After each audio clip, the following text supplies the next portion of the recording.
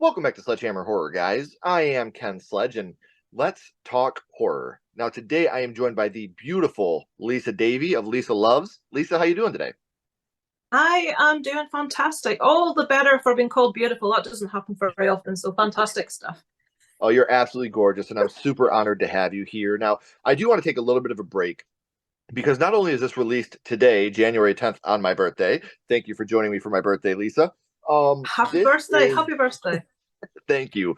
As you guys seen, this is episode 500 of my first horror movie, and Sledgehammer Horror for the past couple years has been one of the most important things in my life, and to be able to share that with all of you 500 different times on this segment is just super, super amazing. So for every single one of you that watches, for every single one of you amazing people that have been involved, like you, Lisa, I want to say from the bottom of my heart, thank you, because I'm having the time of my life. Ashley's having the time of her life doing Sledgehammer Horror, and to be able to do this with 500 different people is just mind blowing to me. So thank you guys all for watching. It really means a lot to Ashley and I. Lisa, thank you for being our 500th episode. This means so much to me to have you on. I am honored. It's amazing. 500 episodes is it's ridiculous. I don't know how you've done it, but you've got a fantastic series going. I absolutely love it. Thank you so much. And before we talk about the reason why you are here, Lisa, I would like for the people that don't know you to get to know you a little bit. You live in Northern Ireland. You started doing YouTube about 5 years ago with absolutely no idea how wonderful the horror or movie community was. What gave you the desire to want to, like, because I know that you were doing, you were watching a friend's vlog, doing like a Vlogmas, and you absolutely loved it. And that's what kind of pushed you into starting a channel. But was that Yeah. the only thing, or was this something you kind of always wanted to do since you started watching YouTube? It was a weird one. I knew nothing. I didn't even really watch YouTube, ridiculously. I used to live in England for about 10 years.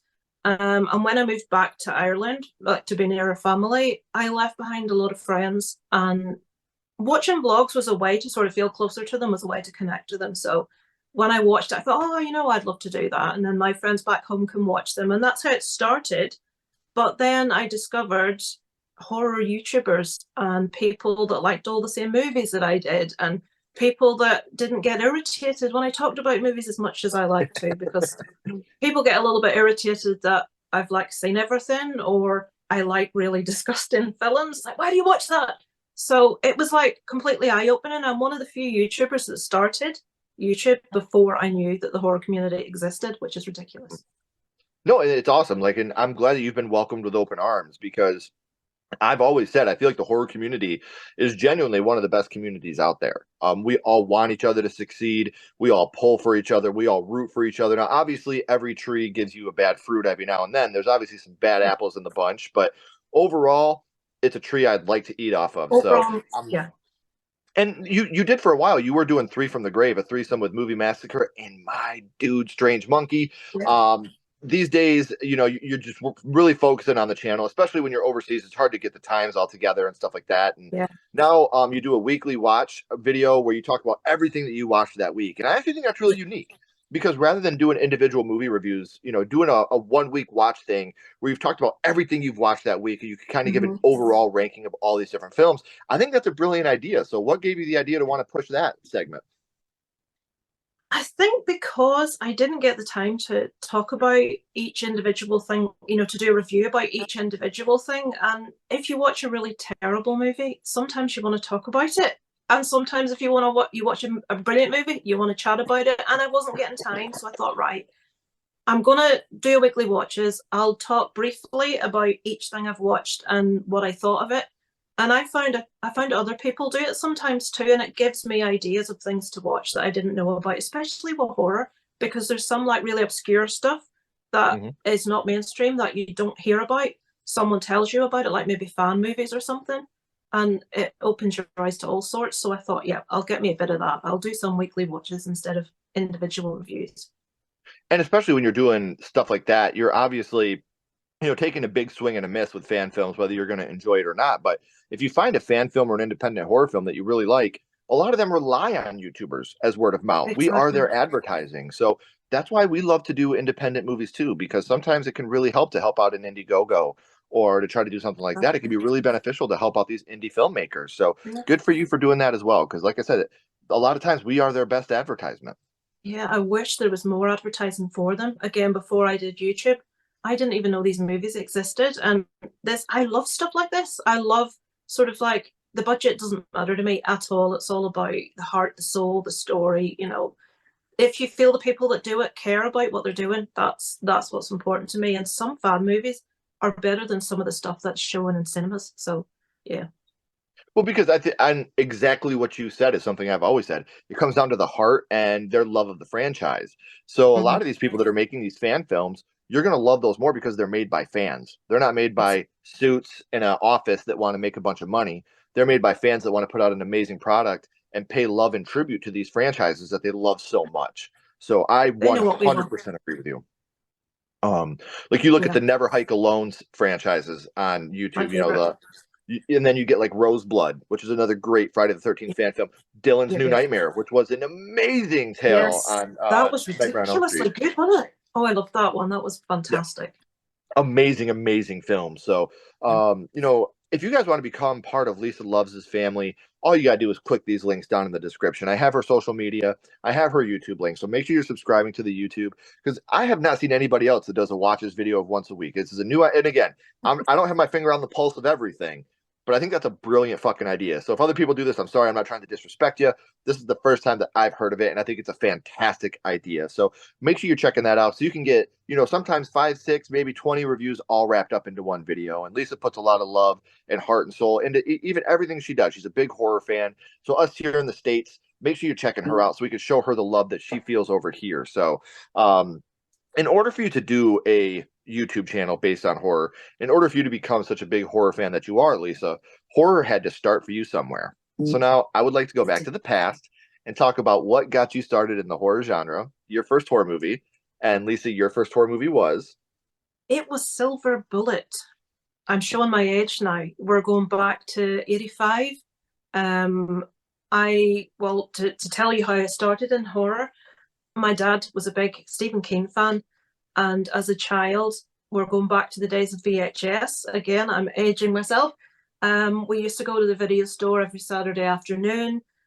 In the days before you saw trailers for things, you were going by the cover. You were going by, what cover looks good. My dad was a big horror fan, so I think I watched everything Stephen King had done at that time over the course of a year. Silver Bullet is the first one that really, really sticks in my mind. It may not have been the very first one, but it had to be like within the first few because it's just one that I remember really. It's stuck in there. But yeah, horror movies growing up as a kid, amazing.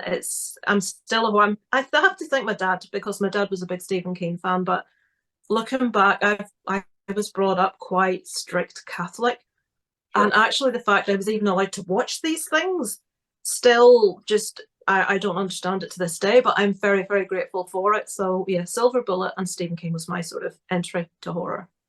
What a great entrance. Exactly. And did you watch it with your dad for the first time? I know you said that he took you to the video store, but was he the one that watched it with you? Yeah, the whole family. There would have been me, my dad, my mum, and believe it or not, my mum's parents, my grandparents. And it was a family thing. And I know there were some sticky moments, believe me. I still remember, it's completely off topic, The Fly, watching the remake of The Fly with Jeff Goldblum, and there's a very extended sex scene in the middle of that film.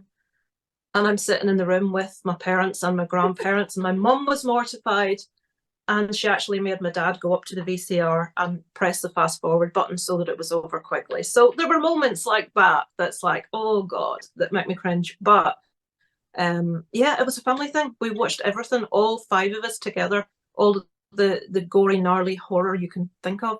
We watched, and for my family, I don't gore wasn't a big thing. They didn't mind it.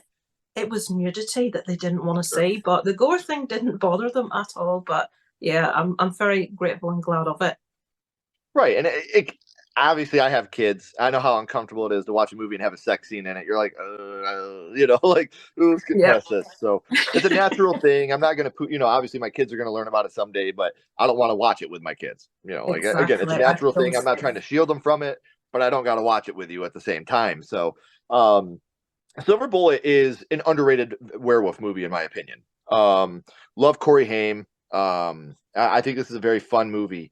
There's a lot of serious moments in this movie, though, and a lot of very effective moments in this movie. Do you remember which scene it was that affected you the most? There were several. One of the main ones, and not for horror reasons, was when we have Marty Corey Haim watching a group of boys playing. Is it softball? They're playing baseball, and Mhm. he's in his wheelchair, obviously, and it doesn't say anything, but it's provoking that real feel of what he's missing out on. We hadn't really sort of like concentrated on that yet. And for me, I was quite young. I hadn't thought any great depth about it, but my mum is a wheelchair user. She has MS. So it's sort of like one of the first times in my life I properly thought, oh my goodness, my mum is missing out on doing so many things. I knew she used to love to dance when she was younger. So that, but I think the one that sort of cinematically sticks in my head is the one. Am I allowed to give spoilers? Yeah. Oh, yeah. Yeah, is where the werewolf transforms back at the end of the movie to the pastor. Is it Pastor Lyons?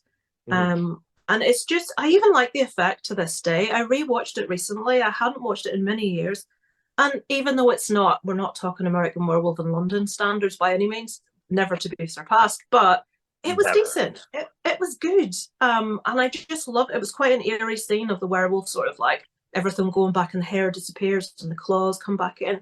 And as a child, I was awestruck by this. I've always loved practical effects. And I remember just being completely, it didn't freak me out. It didn't scare me. I loved it. And Mhm. that scene still to this day, having rewatched it quite recently, it's still my favorite. I still love that scene. It's a great scene, and he is an amazing character actor. He's a terrifying, whether it's this, the people under the stairs, like he's just a Oh, terrifying brilliant. dude, and I think he's fantastic. I love everything he does. Um, and it's funny because those are two opposite ends of the spectrum. You have the one moment, like I said, that is very realistic. People that are handicapped, watching people that are not, and wishing they could, like that's a very sad thing that Yeah. happens for real. And then just that transformation back, which really for Marty shows what he was saying all along. Like he knew Yeah. who the werewolf was. And for him to finally Mhm. get that justification is such a great moment for me. So completely love that moment. And Silver Bullet's a movie that's very special to me too. I always thought it was so cool, the idea of having a handicapped boy be your hero of a movie. Even as a little boy, I was like, this is so awesome. He's strong. Exactly. He uses his sister and his uncle, like they help him, but a lot of Mhm. what he does on his own. So, Yeah. He's we ballsy. He's know, bullshit. yeah, he is. He completely is. So, Lisa, we know which scene it was that affected you the most, but what would you say your favorite scene from Silver Bullet is? Oh my God, I think it's that same one. It's that Yeah. same one with the transformation back. I also love the scene where his Uncle Red, gives him Silver Bullet. He like makes his wheelchair into like a trike. It's like a motorbike. It's motorized. It has like the really loud exhaust. It just looks amazing. And me as a kid looking at that, I thought, wow, I would love to ride one of those. And there's a scene in it where he takes off really, really fast. And his uncle's like, slow down. He's really worried about how he's riding this trike. He's going to get into trouble with his sister. But it's just that complete and utter escapism. It's that, like, you know, he can, like, go fast. He can, he just feels free and his sort of his limitations aren't in the way anymore. And he looks Right. really cool. He's got this really cool bike. So I love that scene. I remember that one standing out as well. But that transformation back scene's probably my favorite. Yeah, I can't argue with that either. Now, obviously, in Hollywood, remakes, requels, sequels, kind of all the rage. Would you like to see them take another shot, whether it's a remake at Silver Bullet or like maybe something in the future that's happened? Is that something you would like for them to try to do today? I wouldn't like to see them remake it because Mhm. I love it. I have no problem with remakes if the original wasn't very good. Mhm. Sometimes there's certain movies that could have been fantastic and maybe for whatever reason, it didn't live up to its potential, and the remakes are fantastic. I mean, The Hills of Ice is an amazing remake. I do love the original, but I actually prefer the remake. Mhm. But something like it would be like if someone said to me, right, we're going to remake American Werewolf in London. But absolutely not. Right. No, you can't. I think Silver Bullet for me is just very nostalgic because it's got those childhood memories. So I personally wouldn't want to see them remake it. and I know that they would do CGI, and Right. that doesn't improve anything for me personally. I love the practical effects, and even though you can watch a thing and it's dated, it has a charm. It's of its time. And to me, Yeah. Silver Bullet was decent effects. Today maybe people would look at it and think, "Oh, that's terrible," but I think it still holds up pretty well, to be honest. So do I. I love this movie. I've watched it with my kids. I mean, I owned the Blu-ray the minute that I found out it came out. So I'm completely there with you. I completely agree. So, um, Lisa, we've talked about your first horror movie being Silver Bullet and what that means to you. Now, unfortunately, with all the legal battles and all the shit that's going on with Scream 7 right now, Ghostface couldn't be here with us today. So he told me that I could be Ghostface. So as you can see here, I am Ghostface. So now, Lisa, I do have a question for you. What is your favorite horror movie of all time? Oh, right. I'll only talk about one, I promise, but there are three that I can't differentiate between. That's American Werewolf in London, Texas Chainsaw Massacre, the original, and Misery. Now they're quite different, I realise, Ooh. but Misery for me is my all-time favorite because of Annie Wilkes. Annie Wilkes, Kathy Bates is my favorite actress. The character is fabulous. I love the fact that it's something that could really happen. Yeah. It gets to me emotionally. It no matter how many times I see that movie, I still panic and my heart still beats when Paul's trying to get back to the room before Annie returns. And he's dropping the little pin and the penguin's the wrong way around. And I know what's going to happen, but it doesn't matter how many times I see it, I feel exactly the same way. I absolutely adore that movie. My husband's sick of the sight of it because I watch it way too much. So I love those three movies, but I think Misery would be my zenith. I love it so much. See, and that movie is why I say they should remake the original Friday the 13th film with Kathy Bates as Mrs. Voorhees. I think that Oh she my would be goodness. an exceptional Mrs. Voorhees, even now. Um, you mix Misery with The Water Boy, and that's the perfect Mrs. Voorhees, the mama's boy that is just a straight up psychopath. I would love that Yes. shit. So, Oh, um, you can't beat her. She's amazing. oh, she's great, and that movie's fantastic. A terrifying movie because it's all very realistic, like you said. And Yeah. um, Lisa, I have had an amazing time talking to you about all this stuff. Now, before I let you go, we always bounce back to the same question. What we're going to do is we're going to go back to Silver Bullet, and what we're going to do is rank this movie on a skull count. Now, we're not judging Silver Bullet on acting, production, score, direction, nothing like that. We're not being critics. What we're doing here is ranking Silver Bullet on how much it affected you on your first viewing. So, zero skulls being not effective, Mhm. five being extremely effective. You can use half and quarter skulls anywhere in the middle. Lisa, Okay. what would your ranking of Silver Bullet be? It would have to be a nine. A solid nine. It affected me massively back then when I watched it. I reserved 10 for things like Poltergeist when I first saw that because, oh, it blew me away. But Silver Bullet still holds up, really affected me, stuck in my brain, still remember it to this day. I remember how I felt back then and rewatching it, loads of it came back. So, yeah, solid 9 out of 10. And that's a perfect ranking. And like I said, it's a great movie that I fell in love with at a young age and I still love today. So, I know I said it at the beginning, guys, but we're at the end of the third act. The credits are about to roll and the curtain's about to drop. But before that happens, I have all of Lisa's social media links down in the description, as well as the YouTube link. I know I said it at the beginning, but I'm going to say it again now. Please make sure you're following her on social media. Please make sure you're subscribing to the channel to become a part of her family as well. Lisa, please don't go anywhere. I have a couple more questions for you. Yes. Everybody else, I want to say one more time. Thank you for sticking with me for 500 episodes. It is so amazing to see you guys are still enjoying this, and I enjoy this more now than I ever have. To get to know my friends and learn how horror started for them is very, very special to me. So thank you guys all for being a part of this with me. If you haven't already, please like and subscribe. It really helps the channel more than you know. And follow SledgeHammer Horror on social media. Our links are in the description as well. But until next time, keep talking horror, stay what you are, and we'll see you guys soon.